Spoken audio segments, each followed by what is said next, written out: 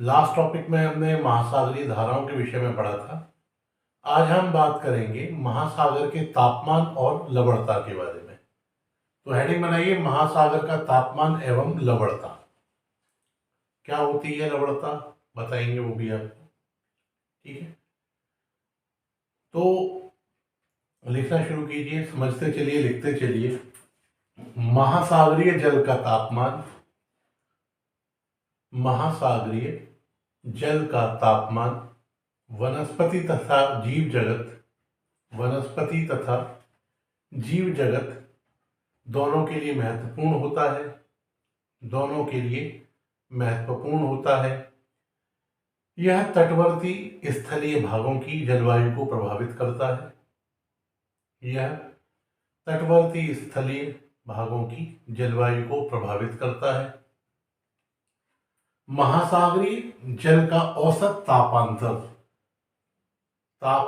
तापमान में अंतर, महासागरीय जल का औसत तापांतर नगण्य लगभग 1 डिग्री होता है, लगभग 1 डिग्री होता है। तो महासागरीय जल का उच्चतम तापमान कब होता है? उच्चतम तापमान होता है शाम को या दोपहर के 2 बजे और न्यूनतम तापमान होता है सुबह 5 बजे। देख सकते हैं कि उच्चतम तापमान शाम को 2 बजे और न्यूनतम तापमान प्रातः 5 बजे होता है। ठीक है, अब किस किस माह में होता है? तो सागरीय जल का उच्चतम वार्षिक तापमान अगस्त में पाया जाता है। लिख लीजिए, सागरीय जल का उच्चतम वार्षिक तापमान अगस्त में तथा न्यूनतम तापमान फरवरी में पाया जाता है। अब बात करते हैं कि महासागरीय जल के तापमान के वितरण को प्रभावित कौन कौन से कारक करते हैं। तो हेडिंग बनाइए, तापमान के वितरण को प्रभावित करने वाले कारक।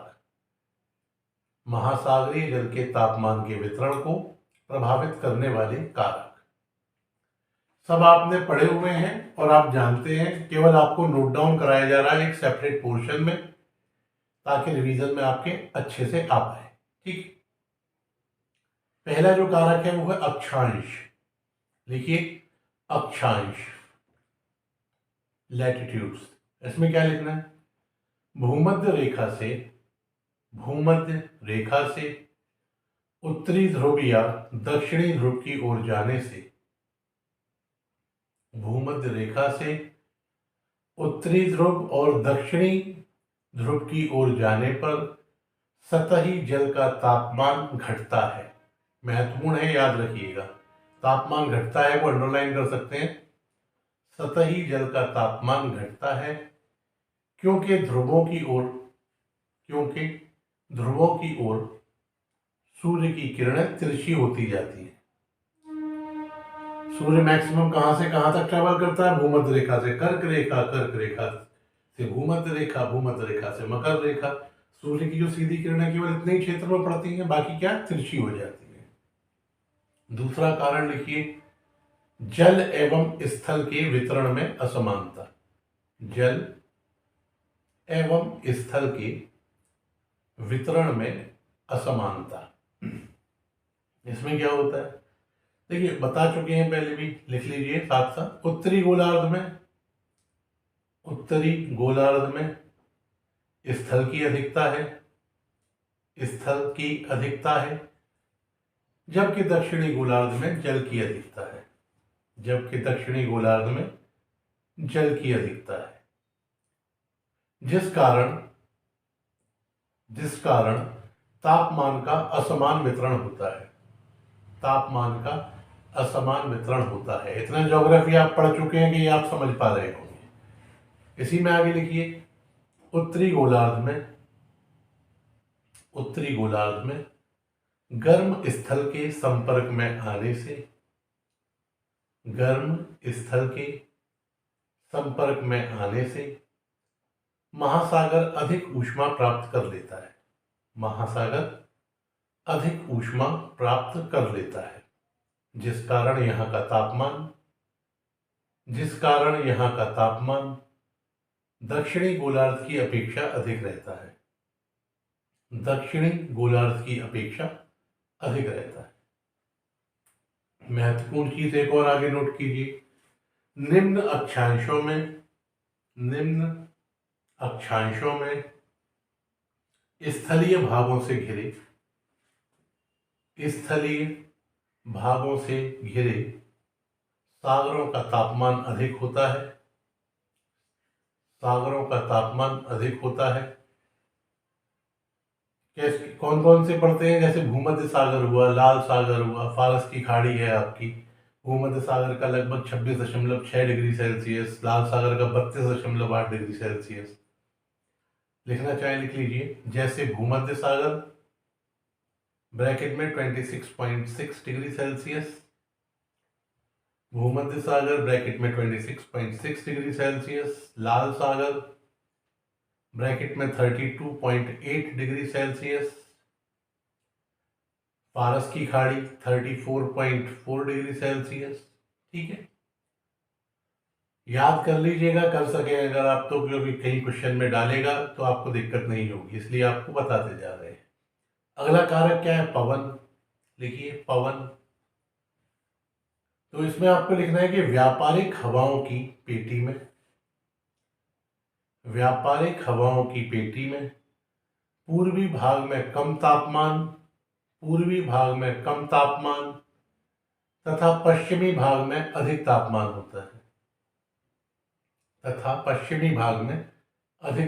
होता है। पछुआ पवन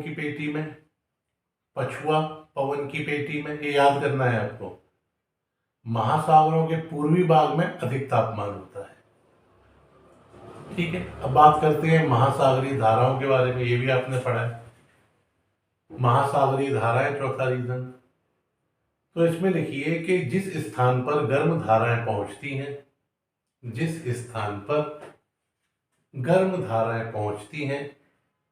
वहां का तापमान बढ़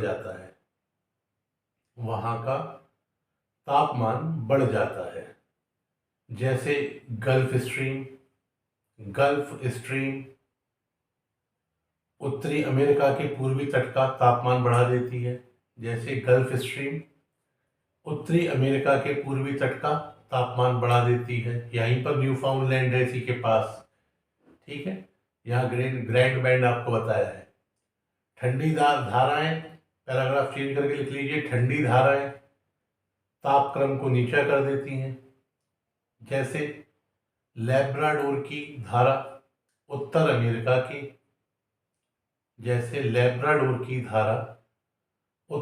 अमेरिका के उत्तर पूर्वीय तट के तापमान को हिमांक के पास पहुंचा देती है, लगभग 0 के पास पहुंचा देती है। गल्फ स्ट्रीम और लैब्राडोर ही मिलती हैं कहाँ? न्यूफाउंडलैंड में। यहाँ मत्स्य पालन के लिए उपयोगी ग्रैंड बैंक है, प्लैंकटन नामक घास। लास्ट क्लास में बताया है सारा कुछ आपको। आगे महत्वपूर्ण एक फैक्ट लिखिए कि महासागरों की सतह के जल का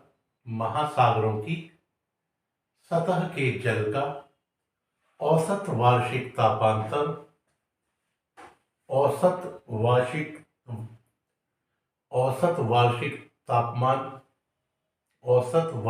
तापमान लगभग 17.2 डिग्री सेल्सियस होता है। लगभग 17.2 डिग्री सेल्सियस होता है। एक और फैक्ट, बढ़ते हुए अक्षांश के साथ तापमान 0.5 डिग्री सेल्सियस प्रति अक्षांश घटता है। ठीक है, एक और महत्वपूर्ण चीज, उत्तरी गोलार्ध का औसत वार्षिक तापमान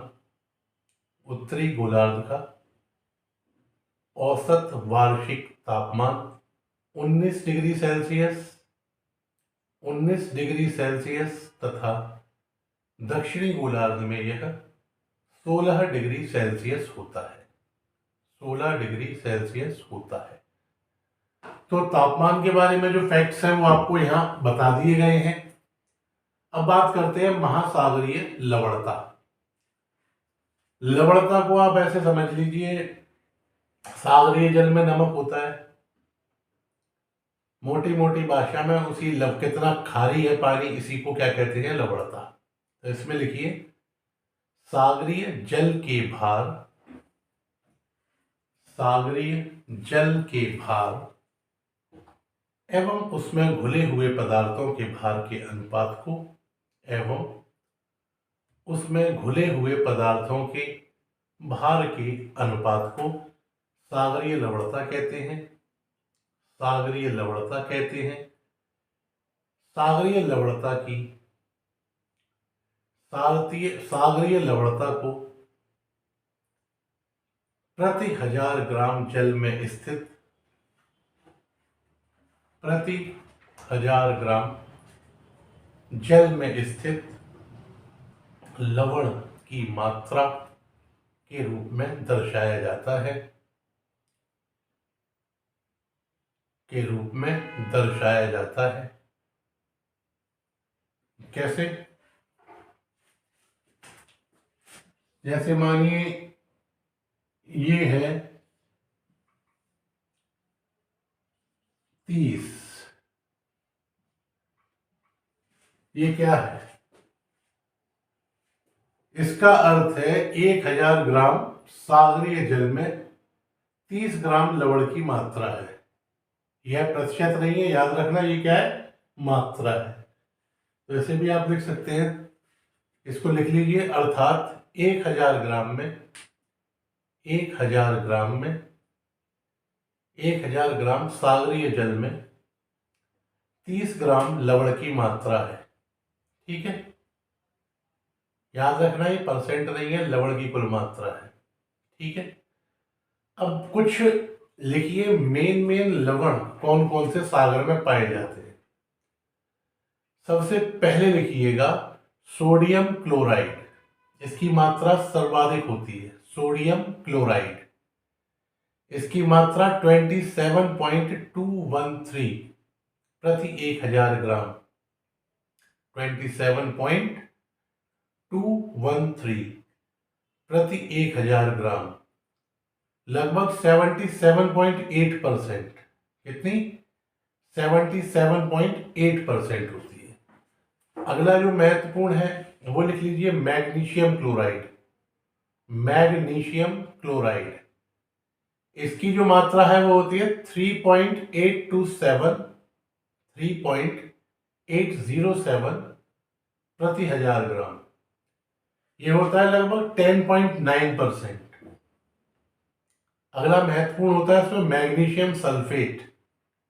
मैग्नीशियम सल्फेट, ये आप मानिए अप्रॉक्स 1.658 प्रति 1000 ग्राम, परसेंट इसका लगभग 4.7%। इसके बाद आता है कैल्शियम सल्फेट। क्या? कैल्शियम सल्फेट, ये होता है लगभग 1.260 प्रति 1000 ग्राम, 1.260 प्रति 1000 ग्राम, लगभग 3.6%। नेक्स्ट होता है पोटेशियम सल्फेट। पोटेशियम सल्फेट, ये होता है 0.863 प्रति 1000 ग्राम, लगभग 2.5%। अगला आता है कैल्शियम कार्बोनेट, 0.123 प्रति 1000 ग्राम, लगभग 0.3%। और एक और आता है वो होता है मैग्नीशियम ब्रोमाइड, ये होता है 0.076 प्रति 1000 ग्राम, लगभग 0.2%। तो ये चीज याद रहेगी आपको यहां तक, ठीक है ना? ये इसमें से मेन 4 आपको याद रखने हैं ऊपर के सबसे ज्यादा। तो याद रखिएगा कि सागरीय लवणता के कारण जल का घनत्व तो बढ़ता है और वाष्पीकरण कम होता है। लिख लीजिए, सागरीय लवणता के कारण, सागरीय लवणता के कारण जल का घनत्व तो बढ़ता है, तथा वाष्पीकरण न्यून होता है या कम होता है। ठीक है। अब महत्वपूर्ण चीज है कुछ और कि सागरीय लवणता बढ़ती कैसे, आती कहां से। तो याद रखिए, पृथ्वी पर सागरीय लवणता का मुख्य स्रोत है नदियां। सागर तक लवण पहुंचाने वाली प्रमुख कारक है। नदियों के बाद पवन, जो कि स्थल से सागर तक नमक पहुंचाने का कार्य करता है। ज्वालामुखी से जो पदार्थ निकलते हैं उसमें लवण होते हैं। तो इन पदार्थों के कारण जो है क्या है, सागर की लवणता बढ़ती जाती है। लिखने की जरूरत नहीं है, बस समझ लीजिए। नदियां, पवन, ज्वालामुखी। ठीक है। अब बात करते हैं कि सागरीय लवणता को नियंत्रण के कारक क्या है, नियंत्रण कैसे हो सकता है। देखिए, लवणता कम कैसे कैसे हो सकती है। बड़ी नदियां महासागर के तटीय जल की लवणता को कम कर देती है। दूसरी चीज, वर्षा भी लवणता को कम करती है। सागर में बर्फ के पिघलने से लवणता में कमी आती है। ये दो तो लिख लीजिए। वर्षा लवणता में कमी लाती है, पहली। दूसरी, सागरीय हिम के पिघलने से लवणता में कमी आती है। और एक चीज याद रखना कि वाष्पीकरण से सागरीय लवणता में वृद्धि होती है। वाष्पीकरण से सागरीय लवणता में वृद्धि होती है। उच्च वायुमंडलीय दाब से सागरीय लवणता बढ़ती है। वाष्पीकरण या उच्च वायुमंडलीय दाब से क्या होता है, सागरीय लवणता बढ़ती है। ठीक है। याद रखना एक और चीज, उच्च अक्षांश जो ध्रुवीय क्षेत्र है, इन ध्रुवीय क्षेत्रों में सागरीय जल के जमने से तथा हिम के निर्माण के कारण, सागरीय जल के जमने से तथा हिम निर्माण के कारण सागरीय लवणता में मामूली वृद्धि होती है, परंतु बर्फ के पिघलने से लवणता में कमी आती है। ठीक है। यहां तक कोई समस्या। अब बात करते हैं कि सबसे ज्यादा लवणता कहां पाई जाती है। इसमें 3 जगह आपको याद रखनी है। कौन कौन सी? वान लेक, वान झील तुर्की, वान झील तुर्की। इसकी लवणता होती है लगभग 330,000 प्रति ग्राम। ठीक है। सबसे ज्यादा किसकी है? वान झील की। इसके बाद है डेड सी, मृत सागर, मृत सागर। और तीसरी है great salt lake, great salt lake. तो मृत सागर की लवणता है 238। कितनी? 238। और ग्रेट साल की है 220। यूएसए में है ये, इसकी है 220। तो ये आपको मेनली ध्यान रखनी है। एक और लिख लो, सांभर झील। सांभर झील राजस्थान, यहां की सैलिनिटी है 205 ग्राम प्रति हजार। ठीक है। ये आपको ध्यान रखनी है। एक महत्वपूर्ण चीज और याद रखिए, लिख लीजिए, समलवण रेखा। समलवण रेखा, आइसोहलाइन। समलवण रेखा, इसे क्या बोलते हैं? आइसोहलाइन। ये क्या होती है? समलवण, लिख लीजिए, समलवण रेखाएं वे रेखाएं होती हैं, समलवण रेखाएं वे रेखाएं होती हैं जो कि सागरों के सतह पर, जो कि सागरों के सतह पर समान लवणता वाले क्षेत्रों को मिलाती है, समान लवणता वाले क्षेत्रों को मिलाती है। ठीक है। तो तापमान और सैलिनिटी में आपको इतना ही पढ़ना है। एक छोटी सी चीज और आपको टॉपिक है, वो भी यही कवर कर लेते हैं। उसका नाम है प्रवाल भित्ति। प्रवाल भित्ति, अंग्रेजी में इसे बोलते हैं कोरल रीफ। Coral reef. ये होती क्या है? देखिए एक छोटी सी चीज आपको बता रहे हैं केवल, मूंगे के बने जीव पाए जाते हैं समुद्रों के अंदर। एक जीव पाया जाता है, तो इस जीव के मुंह से चूना निकलता है और ये चूना जगह जगह तटों के सहारे क्या है, जमा हो जाता है। तो इस चूने की दीवार को क्या जाता है, कोरल रीफ या प्रवाल भित्ति। ठीक है, लिखिए इसमें कुछ उष्ण कटिबंधीय सागरों के, कुछ उष्ण कटिबंधीय सागरों के उथले सागर तटों के सहारे, उथले सागर तटों के किनारे प्रवाल पॉलिप या मूंगे की पॉलिप, प्रवाल पॉलिप द्वारा निर्मित, प्रवाल पॉलिप द्वारा निर्मित भित्ति को प्रवाल भित्ति या कोरल रीफ कहा जाता है। इसके निर्माण में अनेक जीवों का योगदान होता है, जैसे गैस्ट्रोपोडस,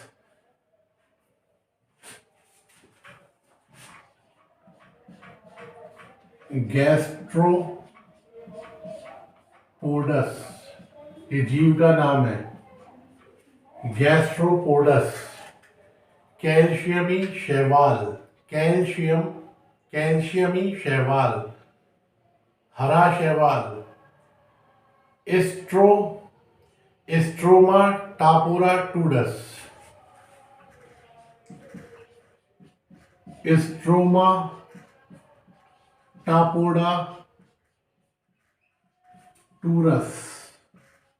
ये भी क्या है, स्ट्रोमा टापोडाटूरस, ये भी एक मूंगे का जीव है। ठीक है, महत्वपूर्ण चीज देखिए इसमें, प्रवाल के विकास के लिए ये जीव जल के अंदर रहे तो मर जाते हैं, जल के बाहर रहे तो मर जाते हैं। तो इनके लिए चाहिए होता है किनारे, जहां पर समुद्री जल आए चला जाए। ठीक है ना, तो देखिए प्रवाल के विकास के लिए 20 डिग्री से 25 डिग्री सेल्सियस तापमान, प्रवाल के विकास के लिए 20 डिग्री से 25 डिग्री तापमान, 50 से 60 मीटर की गहराई, स्वच्छ जल तथा औसत सागरीय लवणता 27 प्रति 1000 ग्राम से 30 प्रति 1000 ग्राम के मध्य होनी चाहिए। सागरीय लवणता 27 प्रति 1000 ग्राम से 30 प्रति 1000 ग्राम के मध्य होनी चाहिए। Paragraph change.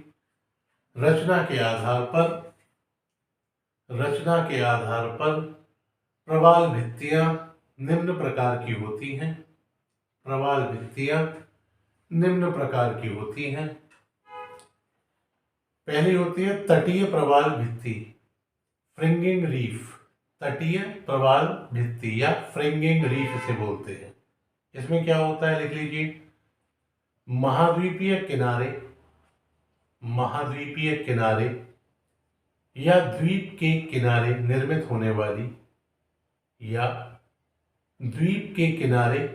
होने वाली प्रवाल भित्ति को तटीय प्रवाल भित्ति कहते हैं। तटीय प्रवाल भित्ति कहते हैं। ये तटों के किनारे चुपकी हुई मिलती है। ये भित्तियां मकाऊ द्वीप, ये भित्तियां मकाऊ द्वीप दक्षिणी फ्लोरिडा के सहारे पाई जाती है। अगला है अवरोधक प्रवाल भित्ति, बैरियर रीफ। क्वेश्चन बहुत बार आया है इसके उदाहरण से। देखिए, सागरीय तट से कुछ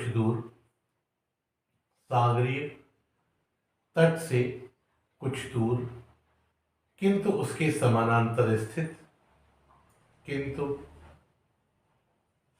समानांतर स्थित बड़े आकार वाली प्रवाल भित्ति को, वृहद आकार वाली प्रवाल भित्ति को अवरोधक प्रवाल भित्ति कहते हैं। जैसे ग्रेट बैरियर रीफ, जो ऑस्ट्रेलिया के पूर्वी तट के सहारे, जो ऑस्ट्रेलिया के पूर्वी तट के सहारे 9 डिग्री से 22 डिग्री दक्षिणी अक्षांशों के मध्य, 9 डिग्री से 22 डिग्री दक्षिणी अक्षांशों के मध्य 19,200 किलोमीटर की लंबाई में पाई जाती है। 19,200 किलोमीटर की लंबाई में पाई जाती है। अगला प्रकार है अटोल या प्रवाल द्वीप वलय। इसे अटोल भी बोलते हैं, प्रवाल द्वीप वलय। ये क्या है? घोड़े की नाल की, लिख लो, घोड़े की नाल, घोड़े की नाल या मुद्रिका के आकार वाली प्रवाल भित्ति को, या मुद्रिका के आकार वाली प्रवाल भित्ति को एटॉल कहा जाता है। जैसे फुराफुटी, फुराफुटी अटॉल, फुराफिटी अटॉल। ठीक है, अब एक छोटा सा हेडिंग और बना दीजिए, कोरल ब्लीचिंग या प्रवाल विरंजन। कोरल ब्लीचिंग या प्रवाल विरंजन, ये क्या होता है? लिख लो इसे भी।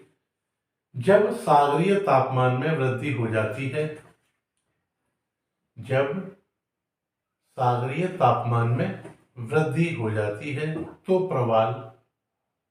प्रवाल शैवालों को अपने शरीर से निकाल देते हैं, शैवालों को अपने शरीर से निकाल देते हैं, जिसके कारण प्रवालों को आहार नहीं मिल पाता और वे मर जाते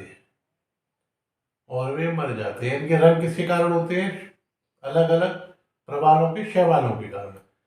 तो शैवाल के निकल जाने से प्रवाल श्वेत रंग के हो जाते हैं, शैवालों के निकल जाने से प्रवाल श्वेत रंग के हो जाते हैं। इसे ही प्रवाल विरंजन कहते हैं, इसे ही प्रवाल विरंजन कहते हैं। ठीक है, तो ये आपका टॉपिक कंप्लीट हुआ। इनको बार बार जाकर आप रिवाइज कीजिए। नेक्स्ट क्लास में आपको महाद्वीप वगैरह से संबंधित विश्व भूगोल में जो पार्ट बच रहा है आपका, उसके जो फैक्चुअल इंफॉर्मेशन है वो आपको बताई जाएंगी, नोट कराई जाएंगी। आपका जुड़ने के लिए बहुत बहुत धन्यवाद। Thank you.